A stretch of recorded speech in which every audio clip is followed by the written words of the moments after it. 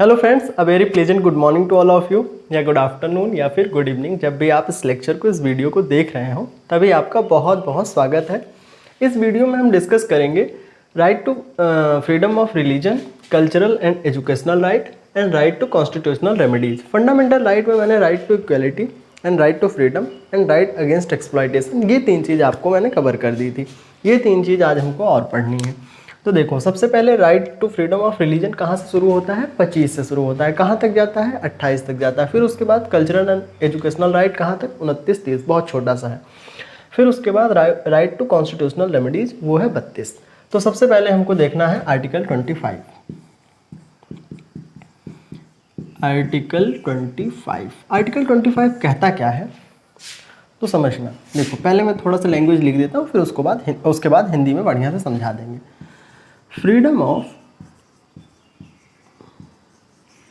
Conscience and free profession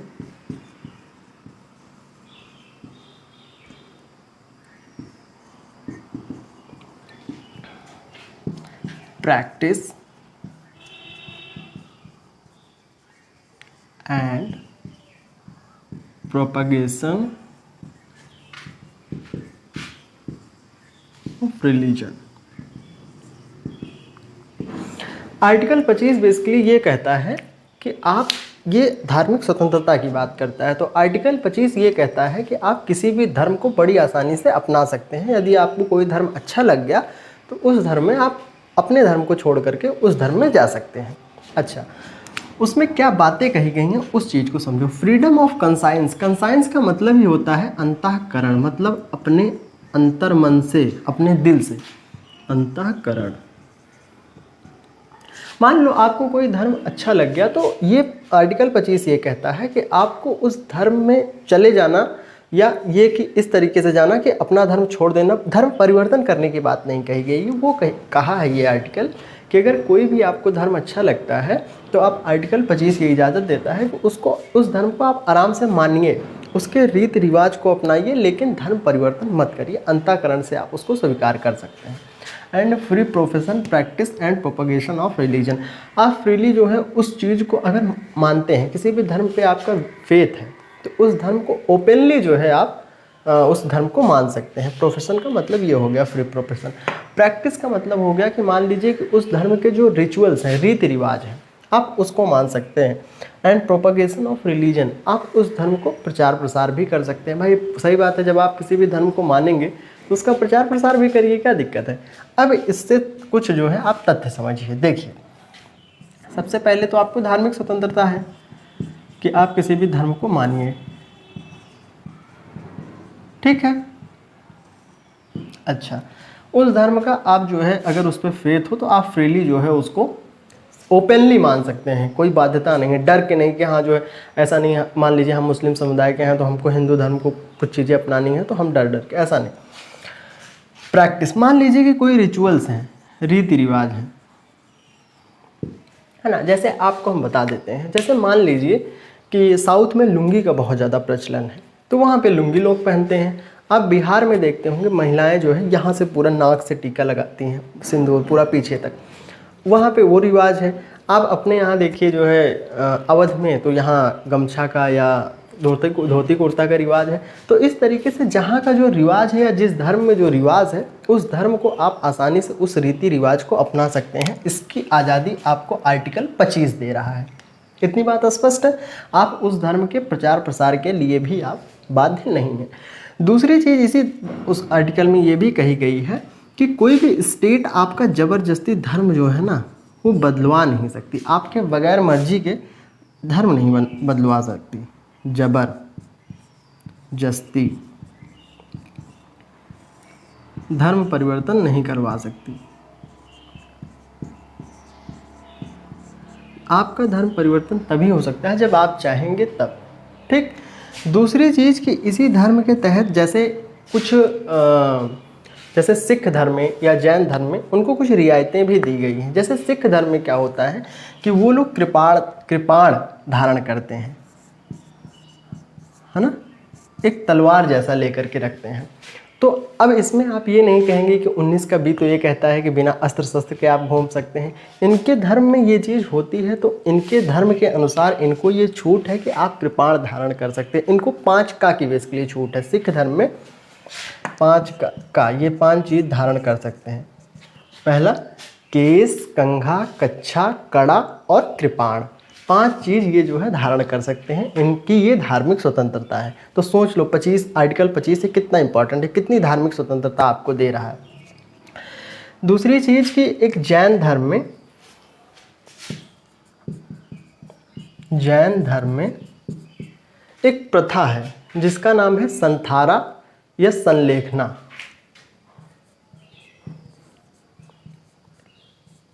संथारा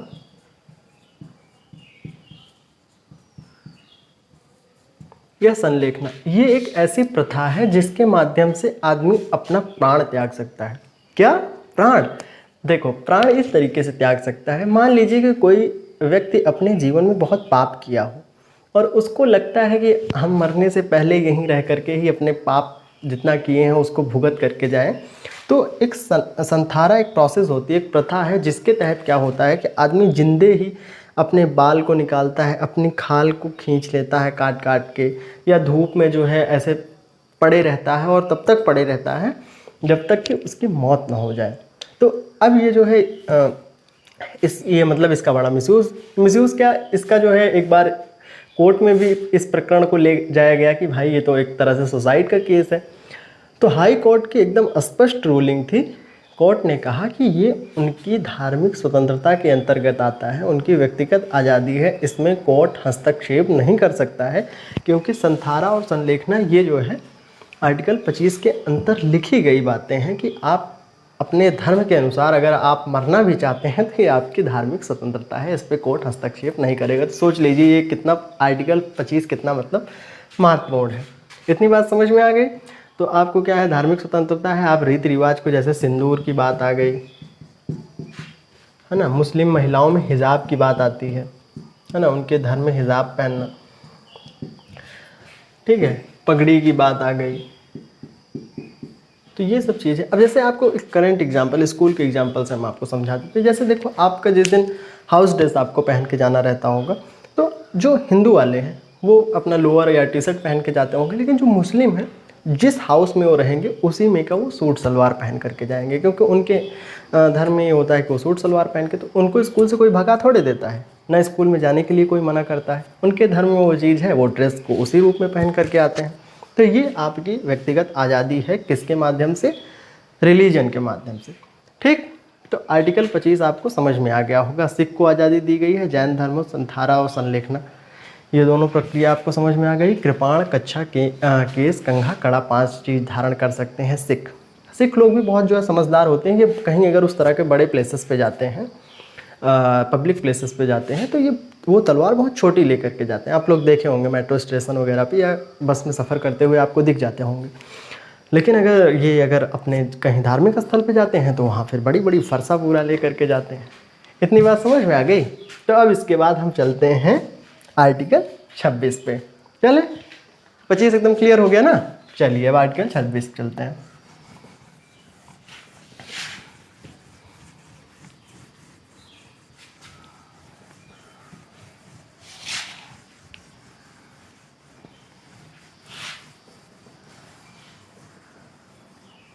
अब इसके बाद हमको आर्टिकल 26 देखना है। आर्टिकल 26 कहता है फ्रीडम ऑफ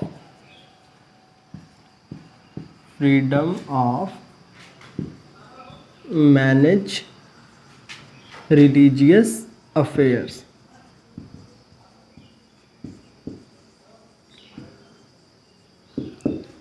देखिए, आप किसी भी धर्म को मानेंगे, अपनाएंगे, अपनाने के बाद होगा क्या कि उस धर्म का प्रचार प्रसार की भी बात करी गई है 25 में। तो अगर उस धर्म के प्रचार प्रसार के लिए आपको किसी संस्था का निर्माण करना पड़ता है, मंदिर मस्जिद बनाना पड़ता है, तो आप मंदिर मस्जिद भी बना सकते हैं। तो कोई भी इंस्टीट्यूशन बना सकते हैं, है ना, लाइक जैसे मंदिर, मस्जिद, ना, चर्च, गुरुद्वारा,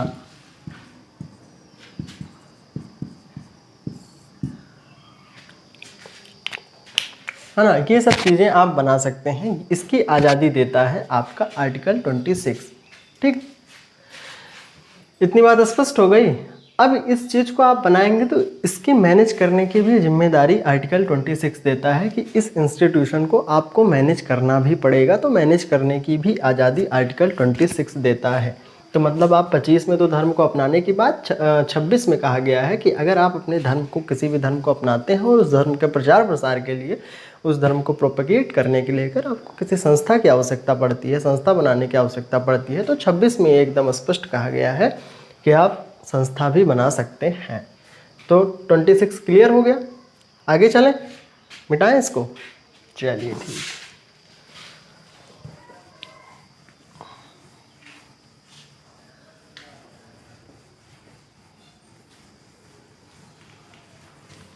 इसके बाद हम देखते हैं आर्टिकल 27। आर्टिकल 27 क्या कहता है? Freedom from payment of taxes for the promotion of any religion. किसी भी रिलीजन का आप प्रमोशन कर रहे हैं, यानी कि उस रिलीजन का प्रचार प्रसार कर रहे हैं, उस रिलीजन में आपकी फेथ है, तो उस रिलीजन को आप मानेंगे ना, तो रिलीजन में क्या होता है कि टैक्स नहीं लगता, धार्मिक जो है कर नहीं लगता।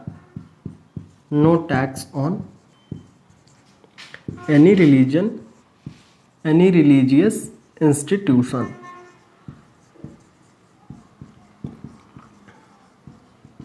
मान लीजिए कि कोई मंदिर बनी, कोई मस्जिद बनी, या कोई चैरिटेबल ट्रस्ट है ना, जैसे इस्कॉन टेम्पल वगैरह, बहुत पैसा आता है यहाँ पे। कृपालू जी महाराज के जितने भक्ति मंदिर वगैरह हैं, इनमें बहुत पैसा आता है। या मान लीजिए कि कोई चैरिटेबल ट्रस्ट किसी के नाम पे चला रहा है, तो होता क्या है कि इन सारे चैरिटेबल ट्रस्ट वगैरह पे जो है ना, किसी धार्मिक चैरिटेबल ट्रस्ट पे टैक्स नहीं लगता। तो इसका बड़ा मिसयूज़ भी होता है। आदमी ट्रस्ट के नाम पे जो है टैक्स से बच जाते हैं, टैक्स उनको नहीं देना पड़ता है। तो आर्टिकल 27 में ये कहता है कि जितने भी धार्मिक संस्थान हैं उनके ऊपर टैक्स नहीं लगेगा। दूसरी चीज़ ये कही गई है कि किसी भी राज्य का पैसा किसी विशेष धर्म को आगे बढ़ाने में नहीं खर्चा किया जाएगा। राज्य का पैसा किसी विशेष संस्था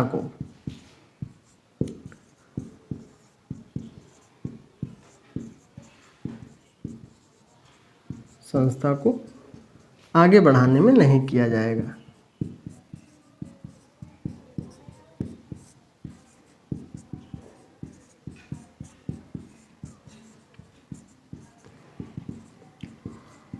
ना कि किसी एक चीज़ को, किसी एक माइथोलॉजिकल चीज़ को आप ज़्यादा प्रायोरिटी दें, उस पर ज़्यादा पैसा खर्चा करें, ऐसा नहीं किया जाना चाहिए। ये आपकी आर्टिकल 27 ये आपको बताता है। तो सबसे पहले कि आर्टिकल 27 क्या कहता है कि किसी भी जो धार्मिक स्थल हैं, जो रिलीजन है, मंदिर मस्जिद अगर कोई भी बनवाया है या चैरिटेबल ट्रस्ट चला रहा है, तो उस पर जो है टैक्स नहीं लगेगा। दूसरी चीज़ कि राज्य का पैसा किसी विशेष धर्म को जो है आगे बढ़ाने में नहीं खर्चा किया जाएगा, ये आर्टिकल 27 कहता है। अब जो आप एंट्री फीस वगैरह देखते होंगे कई जगह पे लिया जाता है, वो टैक्स थोड़े है, वो तो ये है कि दर्शन आपको जल्दी हो जाए, इसलिए जो है आपसे वो कुछ पैसा लिया जाता है कि आपका काम थोड़ा जल्दी हो जाए। ठीक, तो वो टैक्स नहीं है। इतनी बात स्पष्ट हो गई। अब चले हम आर्टिकल 28। आर्टिकल 28 क्या कहता है? Freedom from attending religious instruction और worship in certain educational institution. मान लीजिए कि कोई शैक्षिक संस्थान है, ठीक है। अब उस शैक्षिक संस्थान में कोई अनुष्ठान कराना है, कोई यज्ञ कराना है,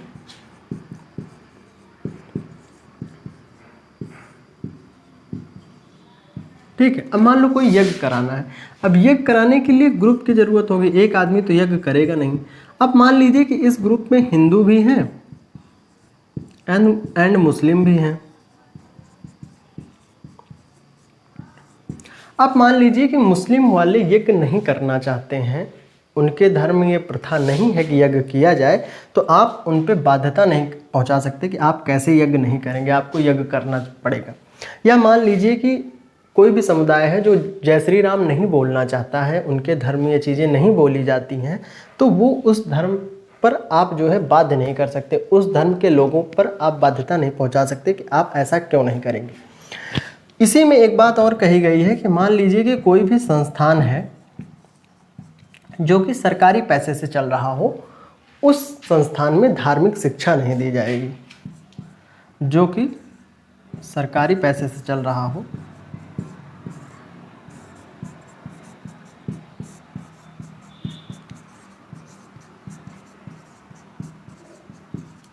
उसमें धार्मिक शिक्षा नहीं दी जाएगी।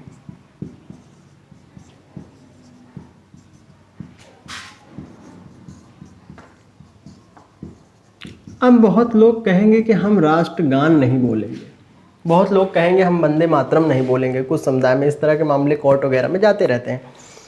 तो कोर्ट की एकदम स्पष्ट रूलिंग है कि जो राष्ट्रगान है या वंदे मातरम है, राष्ट्रगीत है, वो किसी धर्म विशेष का नहीं है, वो राष्ट्र का एक गीत है, गान है।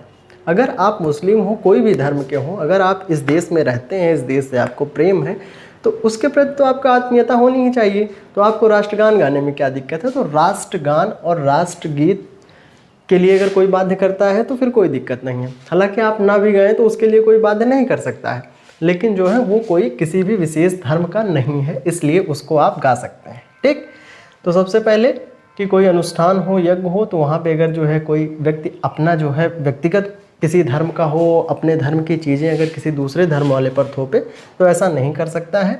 कोई सरकारी संस्थान हो जो सरकारी पैसे से चल रहा हो, उसमें कोई भी धार्मिक शिक्षा नहीं दी जा सकती। यहाँ पे धार्मिक लगा लो, नहीं तो केवल शिक्षा। ठीक, तो आर्टिकल 28 ये कहता है। तो सबसे पहले 25 किसी भी धर्म को आप अपना सकते हैं, उसमें संथारा संलेखना की बात करी गई है, सिख की बात करी गई है ना, कृपाण, कच्छा, केस, कंघा, कड़ा की। 26 में ये बात करी गई है कि आप किसी भी धर्म के लिए इंस्टीट्यूशन बना सकते हैं। मान लीजिए कि 25 में तो ये कहा गया है कि आप किसी भी धर्म को अपना सकते हैं, आप किसी भी इंस्टीट्यूशन में जा करके बैठ करके अच्छे से पढ़ाई कर सकते हैं। लेकिन मान लीजिए कि वहाँ पे थोड़ा आपको ऑड लगता है, या आप अपने धर्म का प्रचार प्रसार करने के लिए अगर इंस्टीट्यूशन खोलना चाहते हैं तो खोल सकते हैं, कोई दिक्कत की बात नहीं है। तो 26 में आप खोल सकते हैं, मैनेज भी कर सकते हैं।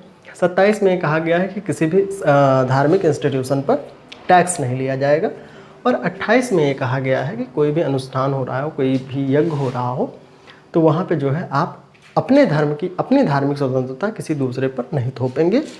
और जो है सरकारी पैसे से अगर कोई संस्था चल रही हो तो वहाँ पे धार्मिक शिक्षा नहीं दी जाएगी। तो ये 25 से लेकर के 28 तक क्लियर हो गया आपको। अब कल्चरल एंड एजुकेशनल राइट 29-30, फिर उसके बाद 32। अब हम लिख लेते हैं, थोड़ा इस तरह लिख लेते हैं ना तो जल्दी हो जाता है। ठीक है, तो लिख लेते हैं, फिर उसके बाद आपको हम पढ़ाते हैं। ठीक है, इसको इरेज करें। चलिए ठीक है।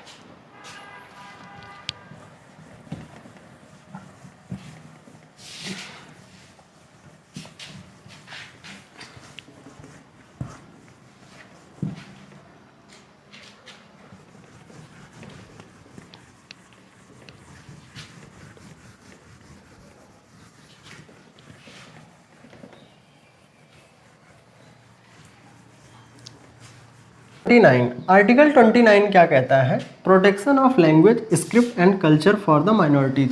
माइनॉरिटीज़ का मतलब होता है अल्पसंख्यक, जिनकी जनसंख्या बहुत कम हो उनको माइनॉरिटीज़ में कहते हैं। जैसे मान लीजिए कि कोई एरिया है, उस एरिया में 100 लोग हैं, 100 लोग में से 80 लोग किसी एक समुदाय के हैं, मान लीजिए हिंदू हैं, और 20 लोग जो है मुस्लिम हैं, तो वो 20 लोग माइनॉरिटीज़ में कहलाएंगे क्योंकि उनकी संख्या कम है। तो ये अल्पसंख्यक के हितों में कुछ बातें कही गई हैं। तो क्या बात कही गई है? अल्पसंख्यक की संस्कृति को, भाषा को, लिपि को, धर्म को, जाति के आधार पर किसी भी संस्थान से उनको वंचित नहीं किया जाएगा। मान लीजिए कि कोई इंस्टीट्यूशन है, अब वहाँ संस्कृत पढ़ने वाले लोग बहुत कम ही हैं, मान लीजिए 2-4 लोग ही हैं, तो क्या उनको संस्कृत नहीं पढ़ाई जाएगी?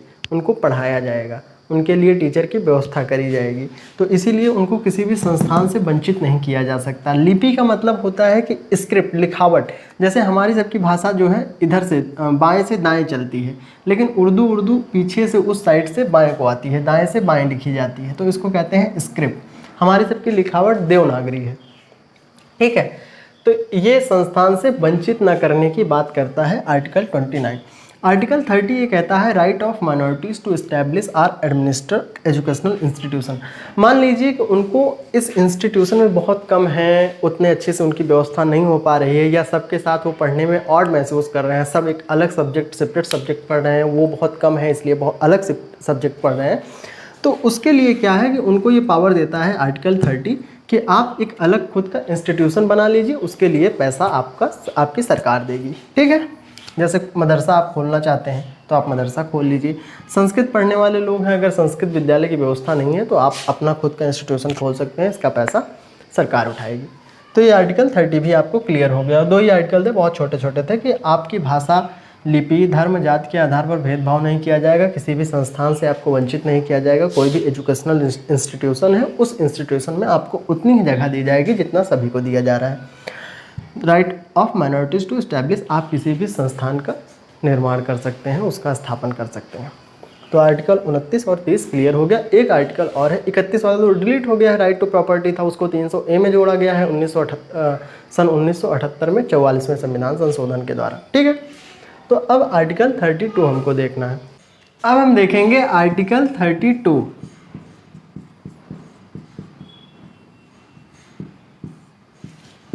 आर्टिकल 32 है right to constitutional remedies. Right to constitutional remedies.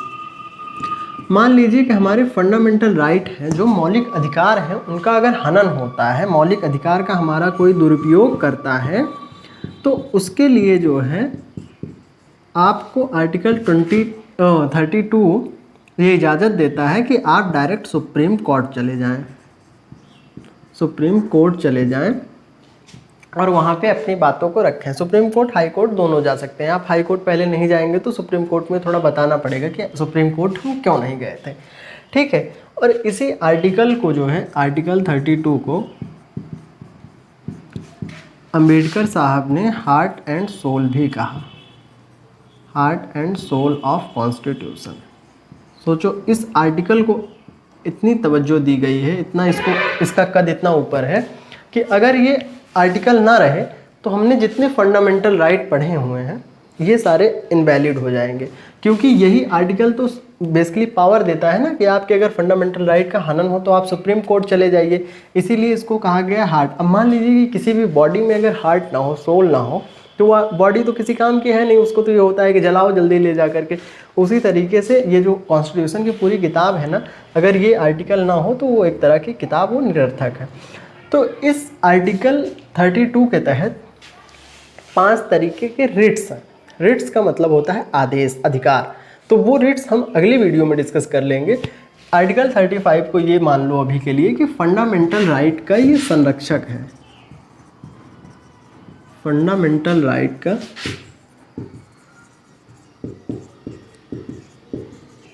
संरक्षक है। इसी ने फंडामेंटल राइट को बचा करके रखा गया है। एक क्वेश्चन, 2-3 क्वेश्चन इसमें से पूछे जा सकते हैं आपके कि कॉन्स्टिट्यूशन की कुंजी, मतलब संविधान की कुंजी किसे कहा गया? तो कुंजी कहा गया है आपकी प्रियम्बल को।